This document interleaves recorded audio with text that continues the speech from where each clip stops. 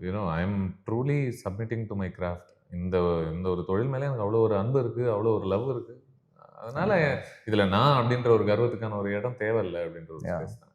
இல்லை, இப்போ ரஹ்மான் சார் வந்து எல்லாம் புகழும் இறைவனுக்குன்னு ஆஸ்கர் வாங்கும் போதே சொல்லும் போது நான் வந்து ஒரு ஹியூமிலிட்டி அப்படின்ற ஒரு காரணத்துக்காக மட்டும் அதை சொல்கிறாருன்றது தான் என்னோட அண்டர்ஸ்டாண்டிங்காக இருந்தது இவ்வளோ வருஷம்.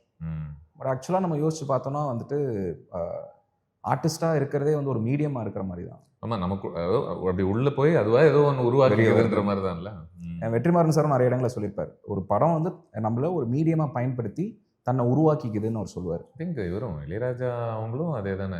கண்டிப்பாக பாட்டு எனக்குள்ளே போகுது, என் வழியாக வெளியே வருது, இதுக்குள்ளே நான் பண்ணுறது ஒன்றும் பெருசாக இல்லை அப்படின்ற. பட் நம்ம என்னன்னா அதை வந்து ஒரு டெய்லி ப்ராக்டிஸாக நம்ம பண்ணி நம்ம மீடியம் அந்த வாட் எவர் பைப்பை வந்து எந்த அளவுக்கு சுத்தமாக வச்சுக்கிறோன்றது தான் வந்து அதுதான் இருக்கிறதுலே.